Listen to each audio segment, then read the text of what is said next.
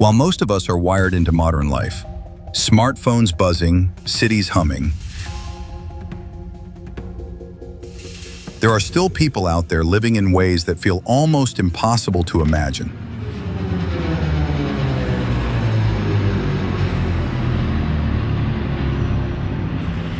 Hidden deep in mountains, forests, and deserts, they've built entire worlds off the grid. Worlds where ancient traditions still guide every step. From tree houses suspended 150 feet above the ground, to sea nomads who barely touch land. These communities defy everything we think we know about what it means to survive and thrive as a human. In this video, we're about to travel across the globe and uncover 20 extraordinary ways of life that seem more like legends than reality. But they're real, and they might just change how you see our world. Stay with me until the end, because what you're about to witness is nothing short of astonishing. Maasai warriors, Kenya and Tanzania. Imagine growing up where lions roam just beyond your doorstep, and no one's afraid. In the wide-open savannas of Kenya and Tanzania, Maasai children laugh and play as the distant roars of predators echo across the plains. Here, coexisting with the world's most dangerous animals isn't a risk, it's a way of life. For over 1,000 years, the Maasai have shared the land with lions, elephants, leopards, and hyenas. These semi-nomadic herders guide their cattle across the same territory where apex predators hunt, and yet attacks are incredibly rare. Why? Because the Maasai don't fear these animals, they understand them deeply. Passed down from generation to generation is a body of knowledge that seems almost telepathic. The ability to read the slightest change in body language, scent, or sound. Young Maasai warriors called Morans undergo coming-of-age rites that once included facing down lions with nothing but a spear and a shield made from buffalo hide. But this isn't about reckless bravery, it's about precision. These young men learn to tell the difference between a lion that's simply moving through its territory and one preparing to kill. They know when an elephant is tense from drought and when it's at peace. They move cattle through predator zones like dancers moving through a minefield, calm, confident, precise. Cattle are at the center of everything in Maasai life.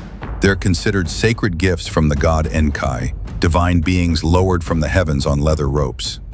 The Maasai drink fresh blood mixed with milk, a protein-rich diet that fuels their unmatched endurance. These are people who walk farther in a day than most of us run in a week. Warriors can run for hours without tiring, leap over a meter into the air with ease, and retain sharp vision long into old age, a result of constantly scanning the horizon for danger or opportunity. And that striking red cloth, the shuka, isn't just ceremonial, it's survival gear. The bold colors warn predators from over a mile away. The loose fabric allows for agile movement and breathability in heat that regularly pushes past 100 degrees Fahrenheit. It even mimics ochre war paint, creating an illusion that intimidates would-be attackers. Maasai society runs on age sets.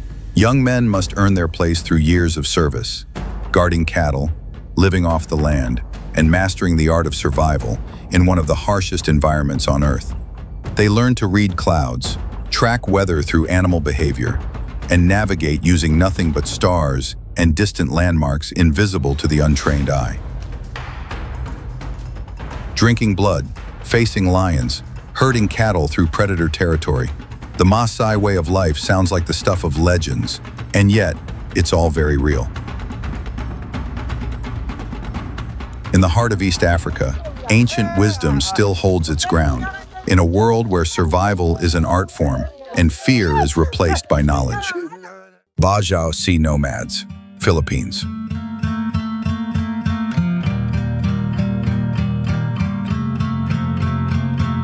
Before they even learn to walk properly, Bajau children are already diving. For them, the ocean isn't just a place to visit, it's home. Off the coast of the Philippines, in the heart of the Coral Triangle, Entire families live their lives floating above turquoise reefs. Their feet may not touch solid ground for weeks, sometimes months. They eat, sleep, raise their children, and build their futures on the water. Known throughout Southeast Asia as sea gypsies, the Bajau have evolved to fit this aquatic life in ways that seem almost superhuman. They can hold their breath for over 10 minutes and dive more than 200 feet, depths that would overwhelm even trained scuba divers. And this isn't just skill, it's biology. Scientific research shows that the Bajau have spleens up to 50% larger than the average humans. These enlarged organs store oxygen-rich blood, giving them an underwater endurance few can match. Their vision underwater is sharp, adapted to see clearly without goggles. Their lung capacity rivals elite swimmers and pearl divers, and their grace as they navigate coral mazes with homemade spear guns, often crafted from bicycle spokes and rubber tubing, makes them look less like hunters and more like marine creatures themselves. Every part of their world is synced with the sea, the tides, the moon, the migration of fish. These aren't abstract patterns, they're the rhythm of life. Bajau families live on handcrafted wooden boats called lepa-lepa, just 30 feet long, where cooking, sleeping, and storytelling all happen under a single roof. And when it's time to move, they navigate vast stretches of open ocean using nothing but their memory of currents, stars, seasonal winds, and the behavior of fish.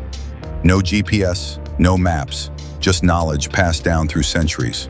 Their language even includes dozens of words to describe the sea, waves, wind, currents, terms with no equivalent on land. It's a vocabulary born from a life spent on water, and it reveals a connection to the ocean that few of us could ever comprehend. Some elders, after spending a lifetime at sea, get seasick when they try to live on land. Their inner ears are so used to the gentle sway of the ocean that stillness feels unnatural, even dizzying. For the Bajau, land isn't something you own, it's something you pass by. Their world has no borders. They follow the fish, the tides, the weather, crossing invisible lines between nations as easily as the wind changes direction. And during calm seas, several families will lash their boats together into floating villages. Kids hopping across decks, adults mending nets, meals shared under open sky. These drifting communities carry with them generations of stories, survival, and wisdom, tied not to any nation, but to the endless blue below. Cororowai Tree People, Indonesia. Deep in the rainforests of Indonesia, 150 feet above the jungle floor, an entire world floats in the treetops. Here, the Cororowai people have built homes that sway gently with the wind. Entire families living in houses that look like something out of a dream. But this isn't fantasy, it's everyday life. These aren't flimsy huts resting on branches. They're marvels of engineering, constructed without a single nail or power tool, just vines, bark, and bamboo.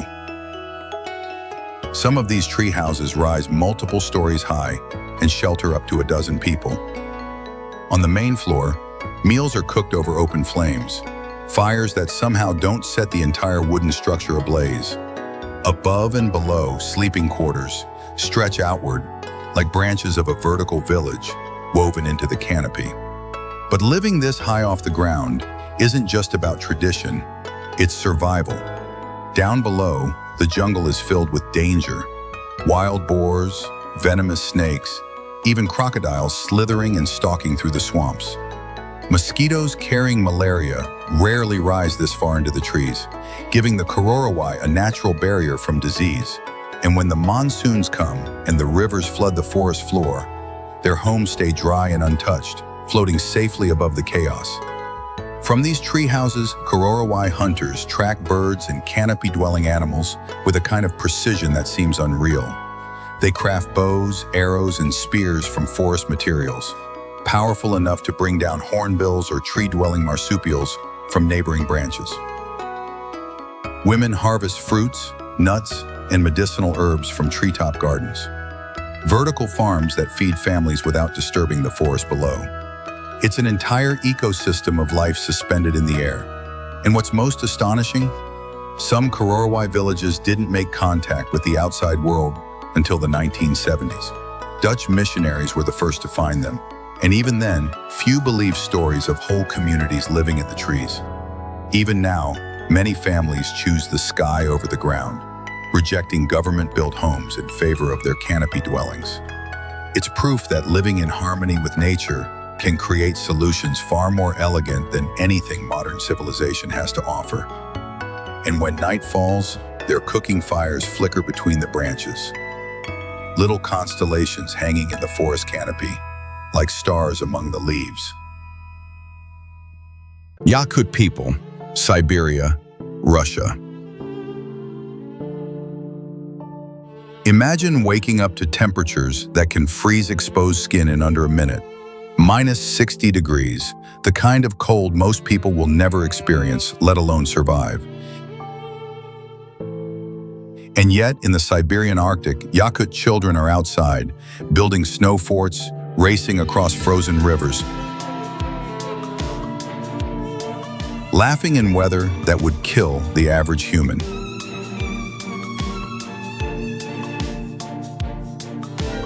This is life for the Yakut people, also known as the Saka, who've turned one of Earth's most unforgiving landscapes into home. In a region where winter lasts for nearly 9 months and daylight in summer can feel like a fleeting dream, they've not only survived, they've thrived. Their bodies have adapted over generations, lungs larger than most, perfectly suited to breathe in thin, icy air. Their metabolism burns so hot, they can eat twice as much as the average person and still maintain balance. In warmer climates, it would lead to dangerous weight loss. But here, it's what keeps them alive. Yakut children grow up with a sixth sense for the cold. When their breath crackles mid-air, literally freezing the moment it leaves their mouths, they know it's time to get inside. That sound isn't just ice, it's a warning. And their diet? It would shock most nutritionists. Frozen raw fish for protein, blood sausage for iron, fermented mare's milk, called kumis, for probiotics and vitamins. When the ground refuses to grow anything for most of the year, these foods aren't just tradition, they're lifelines. Even their animals are extraordinary. Yakut horses, rugged and wild-looking, survive in temperatures that would kill cattle in hours.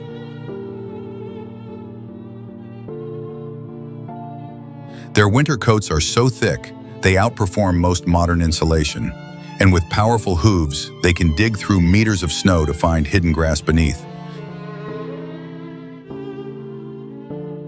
Their homes, called balagan, are marvels of Arctic engineering. Built partially underground, they use thick logs, clay, and even animal dung for insulation. No electricity, no heating systems, just body warmth, holding steady against 50 miles per hour Arctic winds. Above ground, smart ventilation keeps deadly carbon monoxide from fires out of living spaces.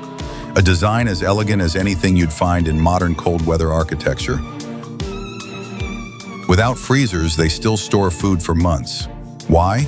Because nature provides the cold. And when it comes to reading weather, they don't need forecasts. They read wind shifts, watch animal behavior, feel atmospheric pressure changes. Their traditional signs often predict storms more accurately than modern satellites. Their calendar isn't based on dates, it's based on the land. Seasons shift when the Earth says they do, not when a page flips. And that precision can mean the difference between feast and famine. In a world of high-tech survival gear and climate-controlled everything, the Yakut remind us that humans can adapt to almost anything if they listen to the world around them.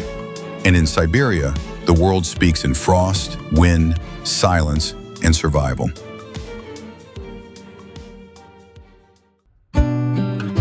Amish communities, United States. On winding back roads across Pennsylvania, Ohio, and Indiana, it's not unusual to see horse-drawn buggies moving alongside pickup trucks and SUVs, a quiet reminder that another America exists.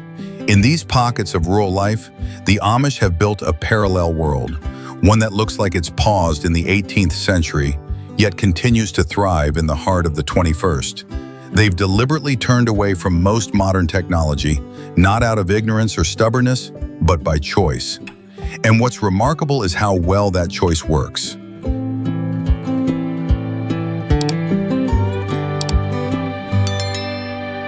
Their farms consistently produce more food per acre than most industrial operations. Crime, almost non-existent. And their children, they show lower rates of anxiety, depression, and behavioral issues than nearly any other youth demographic in the country. But their rejection of modern tech isn't black and white. It's thoughtful, selective. They ask one central question before adopting anything new. Does this strengthen or weaken our family and community bonds? They might use solar panels, but not public electricity. They may accept modern medicine, but only when it doesn't interfere with spiritual values. They build ingenious mechanical tools for farming and carpentry, yet avoid digital automation and electronic control systems altogether. This kind of intentional innovation often outpaces what's found in mainstream America, not in flashiness, but in function and harmony.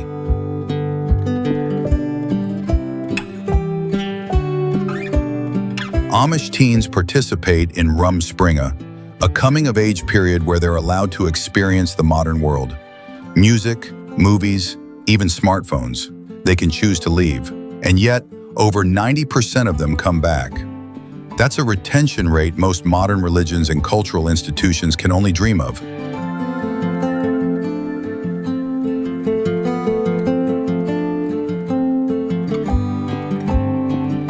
And there's more.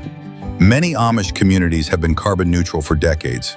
Not because it's trendy, but because self-sufficiency has always been their way of life. They grow their own food, preserve it through time-honored techniques, and take care of their own. No one is left without a home, a meal, or support. Their economy is built not on competition, but cooperation. And it works. Without stock markets, skyscrapers, or Silicon Valley, they've created real prosperity. Without the environmental damage, without the inequality. Their farms enrich the soil instead of stripping it. Their buildings are crafted to last for generations, built from local materials, powered by human hands and communal knowledge. No fossil fuels, no waste, just skill and patience. In a world obsessed with faster, smarter, newer, the Amish quietly remind us, sometimes the best progress is knowing exactly what not to chase. Tuareg nomads, Sahara Desert. In the Sahara, a sea of shifting sand the size of the entire United States, sandstorms can bury entire towns and peel paint off vehicles. But for the Tuareg nomads, that's just part of the journey. Their camel caravans move steadily, as if the desert itself were guiding them. Known as the Blue People for the indigo robes that stain their skin after years of wear, the Tuareg have mastered life in the world's largest hot desert, a place so vast and brutal that modern vehicles often break down days after leaving paved roads. GPS? Useless when the dunes change daily. But the Tuareg don't need satellites. They read the wind-sculpted angles of sand dunes like a map. They sense water from subtle shifts in sand color. They track the behavior of desert animals to find oases and navigate by star constellations that remain constant, even as the ground beneath their feet changes daily. They can locate hidden streams and aquifers that lie deep beneath a sun-scorched surface. Places even satellite imaging can't detect, and all of it comes from knowledge passed down through generations, unwritten, but etched into memory like the patterns in the sand. Their clothing to outsiders looks like it would be unbearable in the heat, layers of dark blue cloth covering everything but the eyes. But in the Sahara, that's survival. Those loose layers create airflow that cools the skin more efficiently than modern synthetics. The dark dye absorbs heat at night when temperatures plummet, and the thick wraps protect against the wind-blown sand that can flay bare skin. that same indigo dye, it's not just beautiful, it acts as a natural antiseptic, keeps biting insects away, and commands respect in desert society. But it's not just their survival skills that make the Tuareg extraordinary, it's how they live together. In one of the harshest environments on Earth, they built a culture based on consensus, equality, and generosity.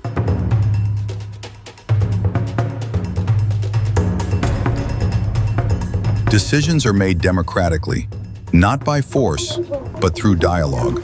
Women own property, they lead businesses, they help shape community choices. And despite living in a place where resources are razor thin, hospitality is non-negotiable. Even strangers are offered water, food, and shelter, even when giving means going without. The Tuareg don't believe in borders the way modern states do. Their maps are drawn in the sand, their boundaries shift with the wind, and their survival depends not on walls or weapons, but on wisdom, cooperation, and the unshakable knowledge that no one survives the desert alone.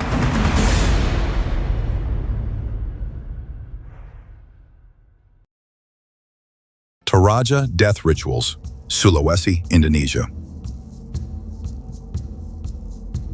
In the misty highlands of Sulawesi, Indonesia, death is not an end, it's a beginning, a passage, a celebration. For the Toraja people, funerals aren't quiet affairs of mourning. They are grand, emotional spectacles, among the most elaborate death rituals on Earth.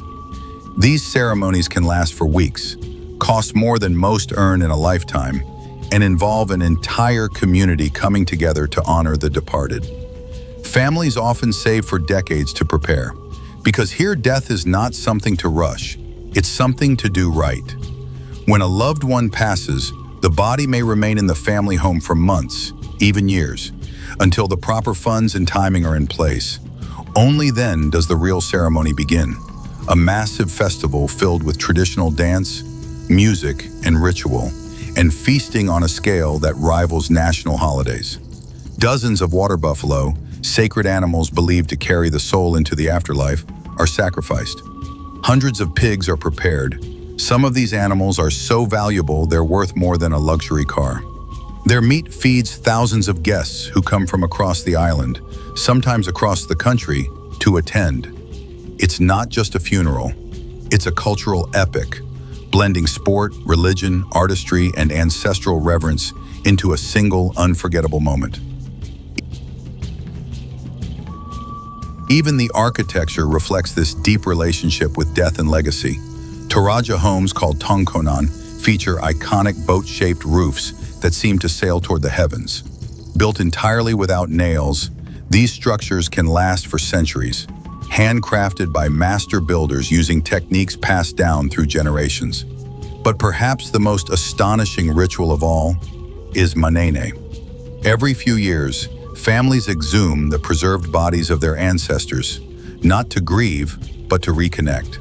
The dead are carefully cleaned, redressed in fresh clothes, and paraded through the village like honored guests. This isn't morbid. It's love, memory, and continuity in its most tangible form. These moments keep family bonds strong. They influence inheritance, status, and even everyday decisions, because for the Toraja, the dead are never truly gone. They are still part of the family, still guiding, still present. In a world that often fears death or pushes it out of sight, the Toraja remind us, maybe death isn't the end of a story. Maybe it's just another chapter. Dogon cliff builders, Mali. From the flat, sun-blasted deserts of Mali, cliffs rise like fortress walls, towering slabs of sandstone that seem designed to keep life out, and yet life thrives here. Clinging to the sheer faces of the Bandaigor escarpment are entire villages, homes, granaries, and gardens built into ledges so narrow they barely fit a single footstep. This is the world of the Dogon people, a civilization that defies gravity, expectation, and everything we think we know about where humans can live. Children here grow up balancing like tightrope walkers, learning to navigate footpaths that would terrify trained climbers. Their homes are carved directly into the cliff, anchored into living stone using ancient construction techniques so strong they've withstood centuries of weather, tremors, and time. It's not just survival, it's mastery. Their granaries, tucked into rock crevices, keep food dry through scorching summers. Their walkways, etched into vertical stone, wind through villages like veins. Their water systems? Ingenious. Every drop of rain is captured, funneled through carved channels into underground cisterns, stored and shared with precision during long, brutal dry seasons. And while their architecture astounds, their knowledge of the stars is equally astonishing. The Dogon tracks celestial cycles with a depth that baffles scientists. Long before telescopes, they described Sirius B, a white dwarf star invisible to the naked eye, and mapped cosmic events that align uncannily with modern astrophysics. Their cosmology speaks of galaxies, planetary motion, and stellar birth. Not as theory, but as tradition. And they've never written it down. Instead, knowledge is passed orally. Their griots, oral historians, can recite family trees, migration stories, and calendars with precision that rivals written archives. It's memory as preservation, language as library. Even farming in this jagged world of stone is an art form. The Dogon coax life from the smallest cracks, planting crops in soil pockets that gather in rock crevices, shaping cliffside terraces that resist erosion while capturing moisture. These vertical gardens feed entire communities from what looks like barren rock. In a landscape most would call unlivable, the Dogon have built something astonishing. A civilization in the sky, rooted in stone, guided by stars, and sustained by wisdom so old it predates written history. Moken Sea Children, Thailand and Myanmar. In the turquoise shallows off Thailand and Myanmar, there's a community where childhood begins not on land, but in the sea. Here, Moken children, often called sea gypsies, learn to swim before they can even walk.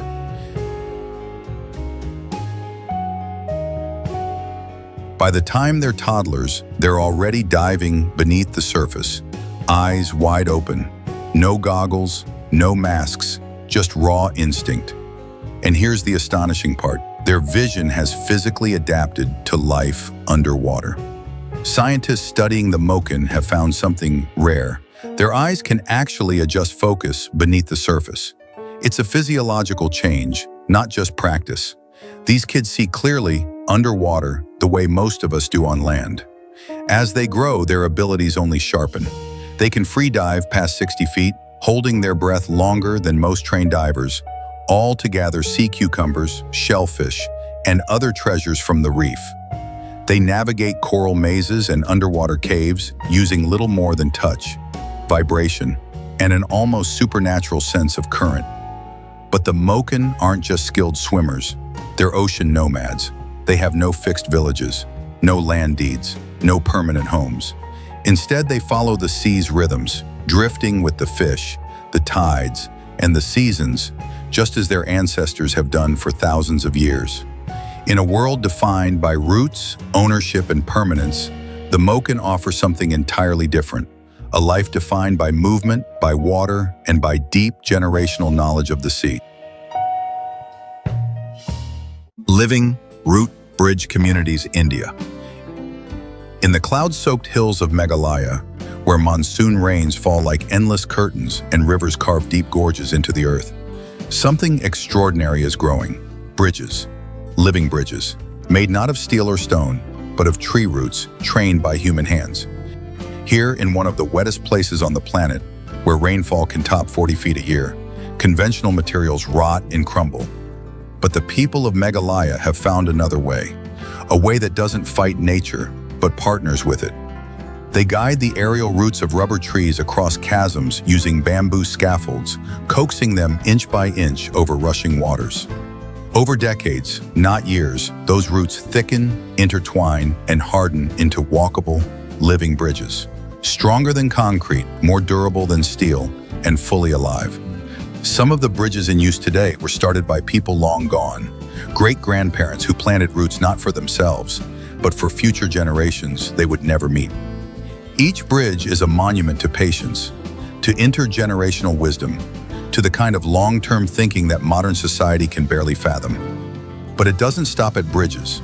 In these villages, walls and roofs grow. Trees are trained into homes. Bamboo is guided into water systems. Furniture, fencing, and tools are cultivated, not constructed. It's architecture as ecosystem, a kind of bioengineering where nature isn't conquered. It's invited to collaborate. This is not ancient folklore, it's modern sustainability in its purest form. These living structures don't just endure, they adapt. They grow stronger with time, and they actually improve their environment rather than deplete it. In a world scrambling to build greener futures, the people of Meghalaya have quietly been doing it for centuries, with nothing but rain, roots, and a reverence for the living world.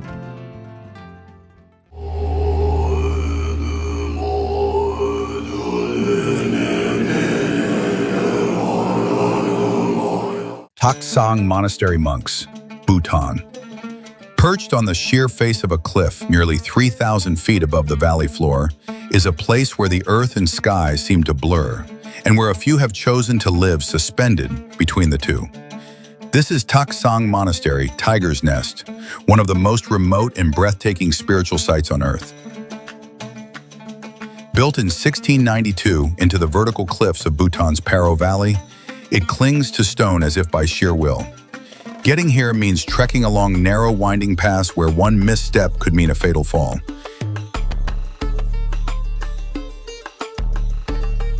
And yet, Buddhist monks call this place home. They've given up comfort, connection, and even safety to pursue something far deeper, a life of meditation, discipline, and silence. Many spend months, even years, in caves carved directly into the rock face, where food is sparse, contact with others is rare, and the only light flickers from butter lamps pushed by mountain winds. This is where the legendary guru Padmasambhava, known as Rinpoche, is said to have meditated for exactly 3 years, 3 months, 3 weeks, and 3 days. Today, his spiritual descendants follow in his path, climbing the cliffs with heavy loads on their backs, sacred texts, ritual items, even their own possessions. And they do it again and again, sometimes hundreds of times over the course of their lives. Even the porters who help carry supplies up these treacherous trails risk their lives with each journey. But for the monks, this danger is not a burden, it's a blessing. Because in a place where death always feels just a breath away, from rock slides, storms, or the sheer vertical drop outside their doors, the mind is forced to focus. Every moment becomes sacred, every breath intentional. Fear is not an obstacle here, it's part of the path. And while the modern world rushes by below, the monks of Taktsang rise before dawn, chant through the darkness, and sit for hours in caves that echo with ancient silence. They say the clarity and insight they reach here could never be found in comfort, that only by living on the edge can one truly understand what lies within.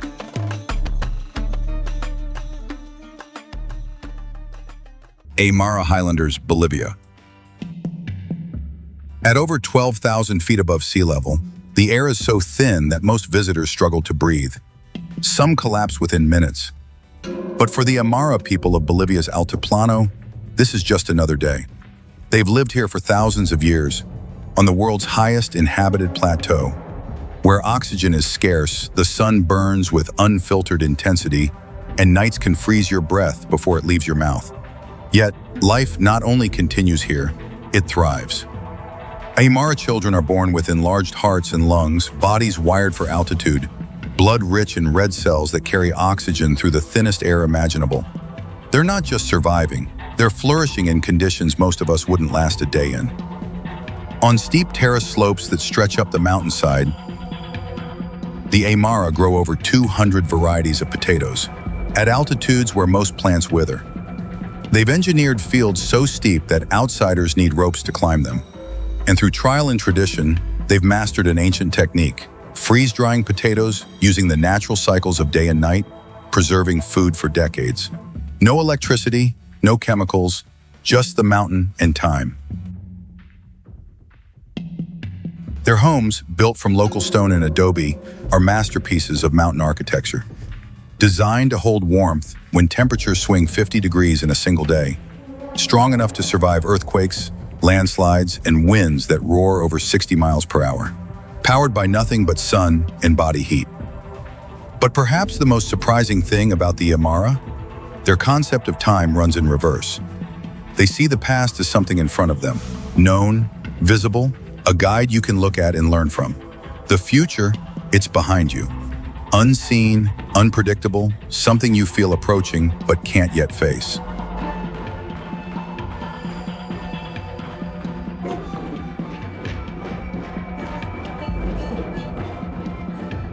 This perspective shapes everything: how they farm, how they pray, how they organize community. It's a worldview built on observation, reflection, and the wisdom of those who came before.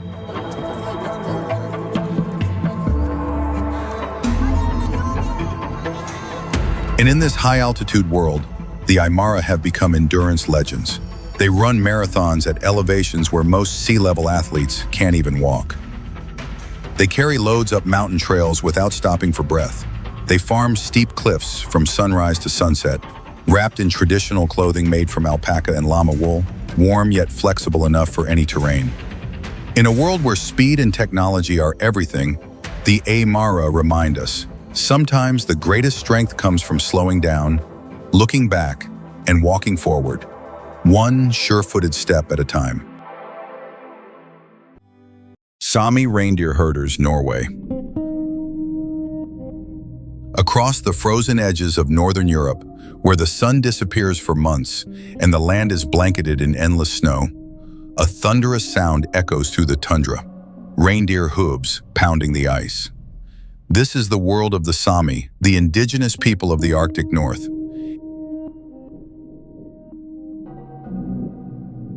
And for them, reindeer aren't just animals, they are life. For thousands of years, the Sámi have followed the same migration routes across Norway, Sweden, Finland, and Russia, moving with their herds through blizzards, across frozen rivers, through forests that sleep beneath ice. In a place where most people rely on heated buildings and high-tech gear just to survive, the Sámi have built a civilization entirely rooted in nature, with reindeer at its core. Food, clothing, shelter, spiritual connection. The Sámi receive all of it from these animals in a relationship so deep it borders on sacred. And the skills required to manage these herds? To outsiders, they seem almost magical. Sámi herders can recognize a single reindeer out of thousands by the shape of its antlers, a patch of fur, the way it walks.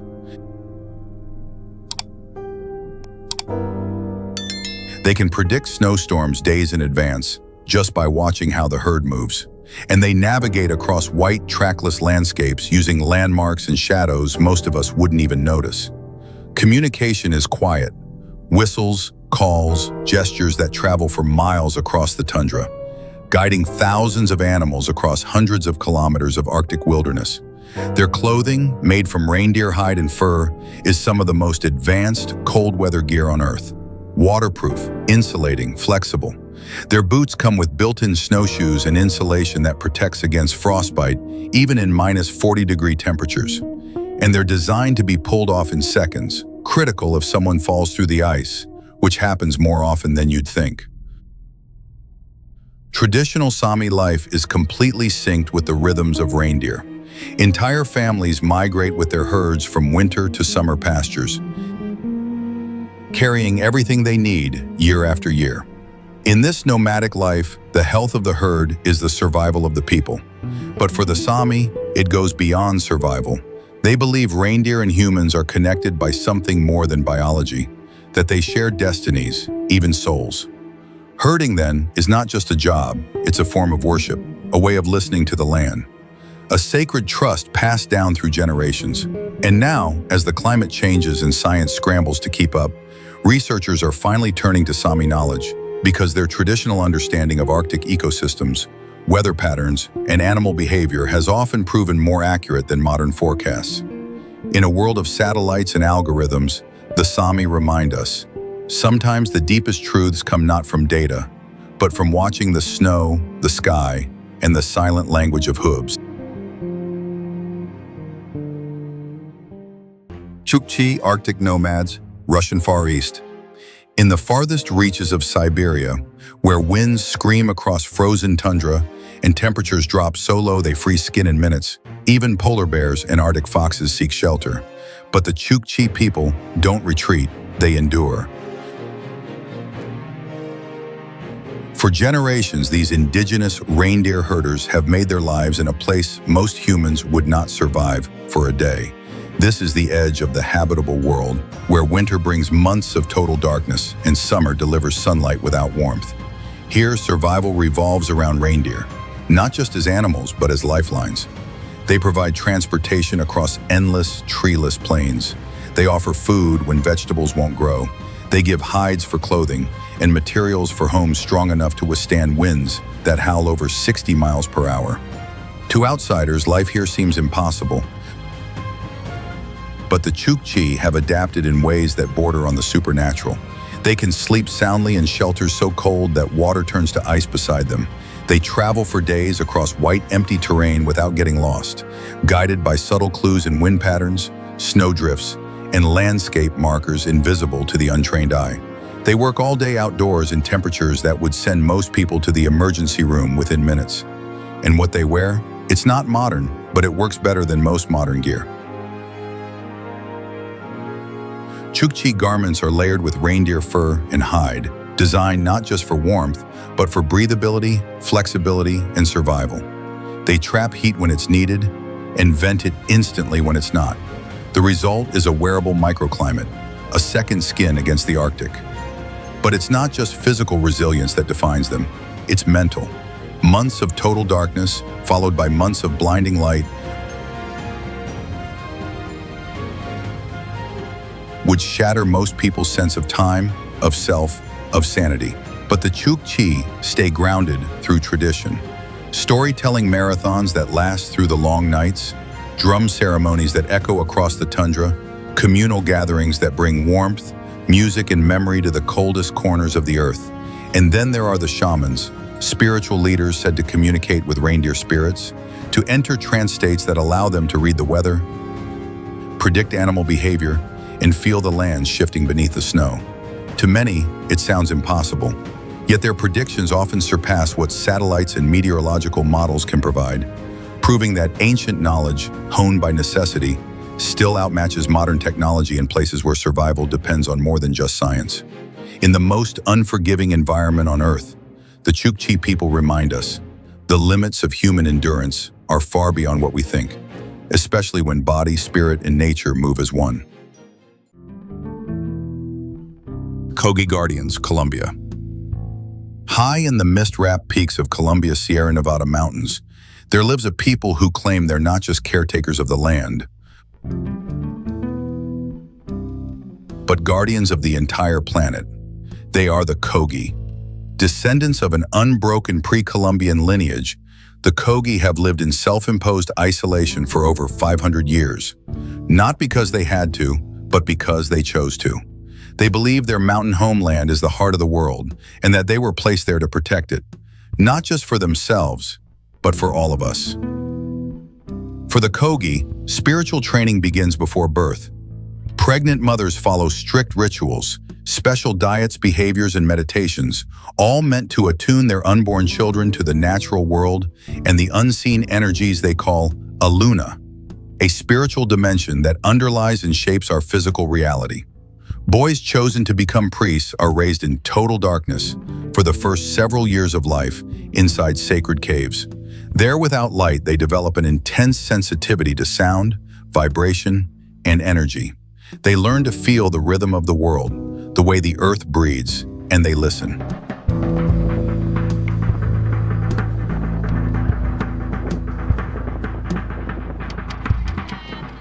To outsiders, the Kogi's tools look primitive. No machines, no chemicals, no irrigation systems. Yet their mountainside farms produce more food per acre than many industrial operations, while restoring the soil and protecting biodiversity. Their methods aren't just sustainable, they're regenerative. Even their textiles carry meaning. Woven with natural dyes and intricate patterns, Kogi garments aren't just clothing. They're meditations, spiritual instruments. Each design encodes stories, prayers, and sacred geometry, creating a physical connection to the spiritual forces that guide their world. But perhaps the most remarkable thing about the Kogi is what they've seen coming. For generations, they've warned about deforestation, warming climates, rising seas. Long before modern science confirmed these threats, the Kogi were already speaking about a planet in crisis. Not through data, but through dreams, intuition, and ancestral vision. They say modern civilization is a dangerous experiment, one that risks unraveling the balance of life itself, and they see themselves as the last keepers of the wisdom we've forgotten. Their message is urgent. The earth is alive, she is speaking, and we must learn to listen again. In a world chasing faster, louder, bigger, the Kogi whisper. And maybe that whisper is what we need most. Kalash Valley, people, Pakistan. Tucked deep within the rugged Hindu Kush mountains of northern Pakistan are valleys so remote they feel lost in time. And within these valleys lives a people who have preserved a way of life nearly vanished from the rest of the world. They are the Kalash, an indigenous community who have guarded their ancient beliefs and traditions for over 2 millennia, surrounded by cultures that often find their customs bewildering, even forbidden. While much of the region follows Islamic traditions, the Kalash remain proudly polytheistic, celebrating a vibrant animist faith filled with spirits, deities, and rituals rooted in the rhythms of nature. Their festivals are dazzling explosions of color, dance, and music, bursts of joy set against the stark backdrop of stone and snow. Kalash women are unmistakable. Their traditional dresses are works of art, hand-embroidered with bright thread, cowrie shells, and intricate beadwork that can take months to complete. Their towering headdresses aren't just beautiful, they're symbols. Each one carries coded meanings about a woman's marital status, ancestry, and place within the community. What outsiders see as decoration is actually language. And in contrast to many surrounding cultures, Kalash women enjoy a remarkable degree of freedom. They choose their own husbands, they speak freely in village councils, they help make community decisions, and they help shape the future. Their festivals defy the odds. In this harsh terrain with a population in the thousands, they manage to stage massive celebrations full of song, sacred rituals, athletic competitions, and multi-day feasts. These are more than parties.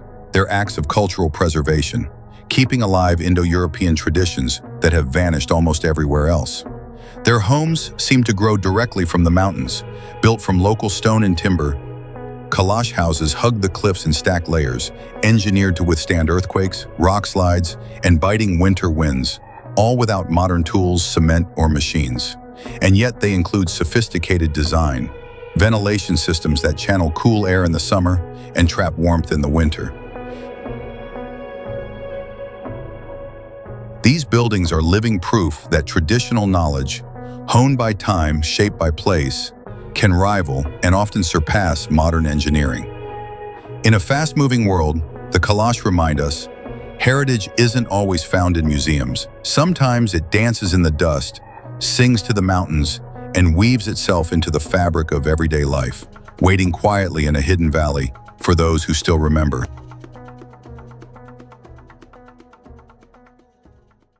Karo people, Andes Mountains, Peru. At nearly 13,000 feet above sea level, in a world of thin air and endless sky, the Karo people have carved out a life so rich in tradition and so removed from the modern world that many once believed they had vanished entirely. High in Peru's Andean mountains, the Karo have preserved a living thread of Inca civilization. Isolated until the 1950s, their villages remained untouched by colonial influence for centuries, turning their way of life into a time capsule of pre-Columbian culture. And in this hidden realm, the woven cloth is more than fabric. It's language. Karo textiles are among the most complex fiber arts on Earth. Using hand-spun wool, natural dyes, and ancestral techniques, each pattern becomes a coded message, embedding history, cosmology, and spirituality into every thread.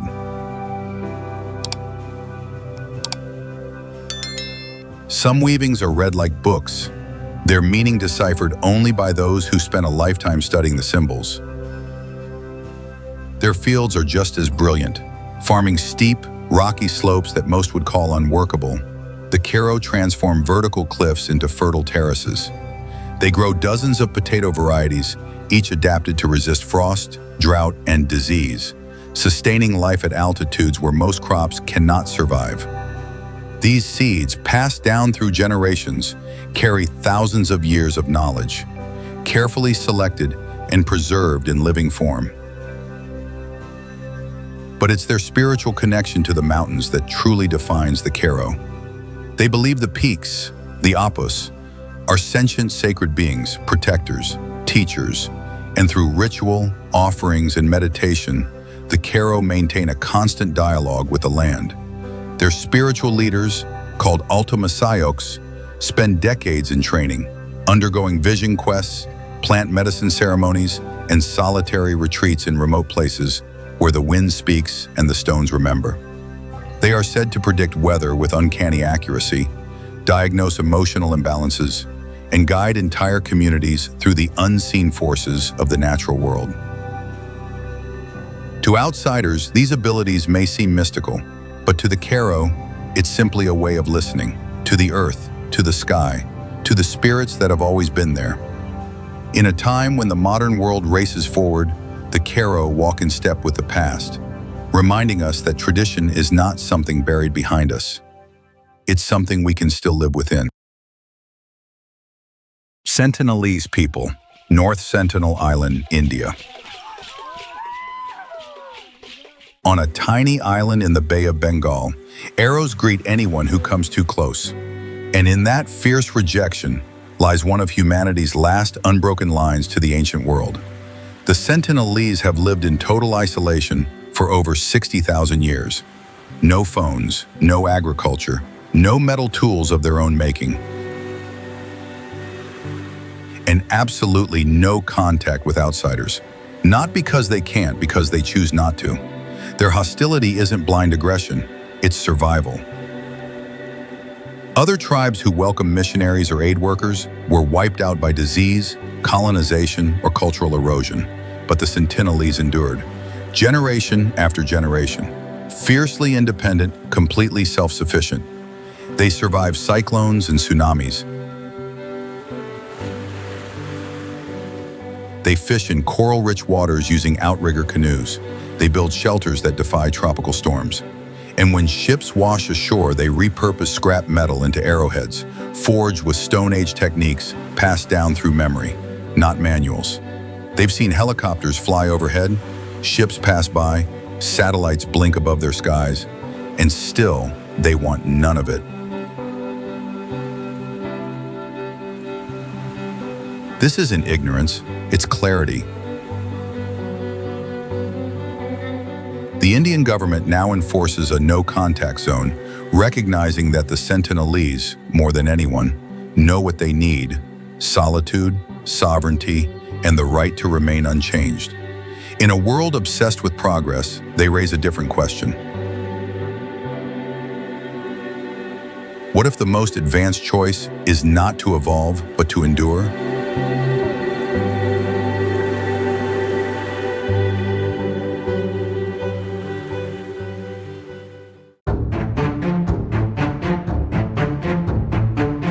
Which of these communities amazed you most?